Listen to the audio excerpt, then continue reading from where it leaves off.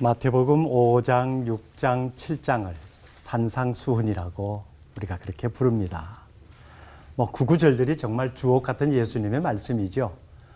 근데 그 방대한 내용들 한 문장으로 정리하면은 하나님 나라에 관한 말씀이거든요. 그래서 산상수훈의 대전제는 하나님 나라입니다. 그 의미는 곧 우리 그리스도인들의 삶의 의미와 목적이 그 하나님 나라에 맞추어야 한다는 것을 말하고 있습니다. 오늘 그 하나님 나라의 삶의 여러 모습 가운데 비판해서는 안 된다라는 예수님의 말씀을 듣습니다. 세상을 인간답게 살기 위해서 비판하지 말라고 말씀하신 것이 아니고 하나님 나라 백성으로서 하나님 나라의 삶을 살기 위해서 비판하지 말라, 그렇게 말씀하신 거거든요.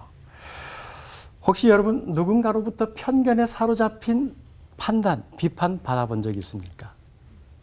어떤 기분이 들던가요? 기분 안 좋죠. 안 좋죠. 억울해. 속상합니다. 억울해. 분노가 침입니다. 저도 마찬가지고요. 반대로 누군가에게 내가 가진 기준으로 비판을 해본 적이 있습니까? 그때는 어떻던가요? 저는 속이 시원하더라고요. 세상에 이렇게 속이 시원할 수가. 예수님은 비판을 받지 않으려거든 비판하지 말라, 그렇게 말씀하셨습니다. 이 말을 뒤집어 보면은 비판하는 사람이 많다는 거겠죠. 굳이 한두 사람 비판하는 것을 두고 비판하지 말라고 대중적으로 말씀하셨을 리는 없잖아요. 자, 그러면 예수님의 이 비판하지 말라는 말씀이 그냥 피상적으로 이해를 해버리면은 잘못된 것에 대해서 눈 감고 아무 말도 하지 말아야 된다, 이렇게 생각할 수 있습니다. 근데 그건 아니에요. 비판 자체를 하지 말라는 것이 아니라 비판을 하는 동기와 마음의 자세가 어떠해야 된다, 그걸 말씀하신 겁니다. 비판은 사실 정죄라고 하는 의미를 포함하고 있잖아요. 잘못되었습니다, 틀렸습니다, 이걸 전제로 하고 하는 것이 비판입니다. 그러다 보니 다른 사람의 약점을 들추어내야 되고 험담해야 되고 더 강하게 공격을 해야 됩니다. 실제적으로 이런 모습이 언어의 폭력으로도 나타납니다. 언어 폭력 수준이 아니고 오늘 이 말씀과 연결시켜 보면은 우리가 쉽게 남에 대해서 시세말로 말하는 언어 폭력이 비판이 될 수도 있습니다. 그런데 비판을 하려면은, 즉 정직하게 비판을 하려면은 정직한 근거, 기준이 있어야 되거든요. 어떤 기준이 비판하는 사람들의 기준이 될까요? 엄밀히 말하면은 사람들이 자기가 가진 기준으로 비판을 하는데 자기가 가진 기준, 결국 그 사람도 불완전한 인간입니다. 불완전한 생각을 가지고 있어요. 모든 것이 불완전함을 가지고 공격을 한다는 겁니다.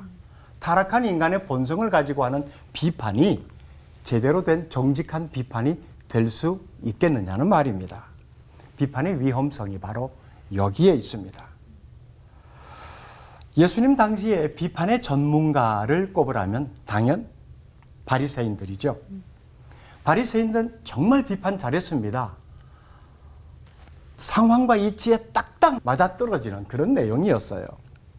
근데 그들의 가진 비판의 기준을 보면은 온전한 하나님의 말씀이 기준이 아니었습니다. 전통적으로 가져온 그 가치관, 문화적 배경, 이것이 훨씬 더 강했지요. 그들은 다른 사람의 삶을 짓밟고서라도 자신이 얼마나 의인인가를 이런 비판 행위를 통해서 드러내고자 했습니다. 그러다 보니 그들의 비판의 칼날에 많은 사람들이 절망과 좌절을 느껴야 했고요. 위축된 삶을 살아야 했습니다. 이것은 곧 비판은 다른 사람의 삶을 피폐하게 만든다는 것을 말하기도 합니다. 사람들이 이렇게 비판을 하는 이유가 뭘까요? 예수님은 비판하지 말라는 말씀에 이어서 곧바로 들보 티의 말씀을 하십니다. 형제의 눈 속에 있는 티는 보고 자기 눈 속에 있는 들보는 보지 못하느냐. 티와 들보 굉장히 크기의 차이가 확연합니다. 티는 자세히 보지 않으면 안 보이는 건데요. 다른 사람에게 있는 그 작은 티를 보기 위해서는 자신의 들보를 빼야 되는데 자신의 눈 전체를 가리고 있는 들보를 가지고 티를 발견한다? 이거 어불성설입니다. 볼 수 없는 거예요. 근데 그걸 보려고 애를 씁니다. 그 눈이 얼마나 피곤하겠습니까? 결국 비판을 하려고 하는 사람의 마음이 피곤해진다는 겁니다. 내 삶도 피곤해지고 상대방도 삶도 피곤하게 하고 피폐하게 만들어버리는 이것이 비판이 될 수 있습니다. 예수님은 들보를 빼고 티를 볼 수 있어야 된다. 그렇게 말씀하셨죠. 이게 순서예요. 자, 그래서 들보를 뺀 상태에서 상대를 보면은 비판을 하더라도 달라집니다. 아, 그래. 밝은 눈으로, 즉 명확한 기준과 가치관으로 조언을 해주는 것. 이건 정직할 수가 있겠죠. 도움이 됩니다. 삶을 유익하게 만듭니다. 바로 이것이 비판을 해야 되는 기준, 하지 말아야 되는 기준. 그 결과들을 우리가 이 말씀을 통해서 볼 수가 있습니다. 남에게 긍휼 없는 비판을 했다면 우리도 긍휼 없는 심판을 받게 될 것이고, 남에게 따뜻한 마음과 시선으로 진실된 조언을 했다면 우리도 누군가로부터 그런 조언을 받고 우리의 삶이 더 풍요로워질 것입니다. 비판 다시 한번 깊게 생각해 볼 수 있기를 바랍니다. 기도하겠습니다. 하나님, 상대를 위한다고 하는 것이 오히려 상대의 삶을 피폐하게 만들 수 있다는 사실을 알게 되었습니다. 주님의 말씀 다시 새겨 들으면서 비판의 기준이 무엇인가를 알고 조심스럽게 이 영역에 접근하며 살아가는 우리 모두가 되게 하옵소서. 아멘. 예수님 이름으로 기도드립니다. 아멘. 아멘. 누굴 비판하지 않으려면 제 눈에 들보부터 빼내야 수술해 오늘. 작디 작은 이런 허물 같은 건 안 보인다고 하셨는데, 그래서 우리 예수님 말씀하신 그 들보 어떻게 하면 좀 빼낼 수 있는지 방법 좀 알려주시면 감사하겠습니다. 혹시 민우 씨는 안과에 가보신 적 있으세요? 아, 가봤죠. 진료 받을 때 느낌, 또 의사 선생님은 뭐라고 하시던가요? 눈을 이렇게 빗으로 쏴서 보잖아요. 이렇게 봤을 때 정상이네요. 그렇게 제가 눈이 나쁜 게 없어서. 그렇죠. 네. 안경 안 써보셨죠? 네, 안 써봤습니다. 네. 꼭 안경을 써보셔야 이 말씀을 이해하는 것이 훨씬 빠를 것 같아요. 시력이 나쁜 사람은 안경 쓴 것과 안 쓴 것이 전혀 다르잖아요. 네. 제가 제일 무서워하는 사람이요. 책 한 권 읽고 다 안다고 하는 사람이에요. 딱 한 권 읽고 그 영역의 전문 서적이 얼마나 많은데 그 중에 한 권 뽑아서 읽고는 그 영역을 다 안다고 주장하는 사람. 제일 위험하거든요. 마찬가지로 성경 공부 프로그램 하나 이수하고 성경 일독 한 번 하고 성경 다 안다고 하는 사람. 이게 제일 무서워요. 이게 자신의 눈에 있는 들보가 얼마나 큰지를 모르는 거거든요. 그건 사실 여전히 들보를 가지고 있는 거죠. 그 큰 들보. 근데 이 큰 들보를 가지고 남의 티를 본다? 볼 수 없어요. 본다 한들 잘못 볼 수 있는 확률이 더 크고요. 근데 그걸 자신은 정확하게 보았다라고 해서 지적한단 말이에요. 이것이 이제 비판으로 이어지고요. 그러니까 이걸 빼는 작업이 참 필요합니다. 그러니까 예수님께서 바로 이 말씀도 역설적으로 하신 것이거든요. 들보를 먼저 빼야 티를 볼 수 있다.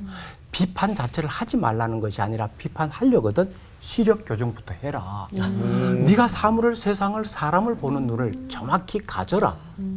그건 비판의 기준을 그렇게 가져라는 말도 되고 자신의 삶이 또 그런 기준에 근접해 있어야 된다는 말씀이기도 하고, 그렇게 보아야 틀릴 확률이 적다는 거죠. 상대를 볼 때. 그러면 비판의 확률도 적어지고 비판의 강도도 약해지고 비판의 진심이 더 많이 담기게 되고, 이게 문제는 시력 교정이에요. 자신에게 있는 들보를 보지 못한다는 것은 자신의 삶은 훨씬 더 기준과 멀어져 있는, 누구나 봐도 지적질 당하는 그런 삶을 살고 있으면서 마치 의로운 사람처럼 마치 성경에 나오는 바리새인들, 예. 그들이 바로 그런 전형적인 예죠. 자신이 얼마나 들보로 눈이 가리워져 있는가를 보지 못했기 때문에 그 눈으로 바라보는 죄 혹은 죄인의 모습이라고 지적하는 모습이 얼마나 잘못된 것인가. 예수님은 그걸 지적해 주신 거죠. 그래서 우리의 시력 교정이 있어야 된다. 그러니까 삶의 시력 교정이에요. 그것이 있으면은 뭐 적정선의 비판은 또 아끼고 사랑하는 마음으로 필요한 부분도 있을 수 있겠죠. 네.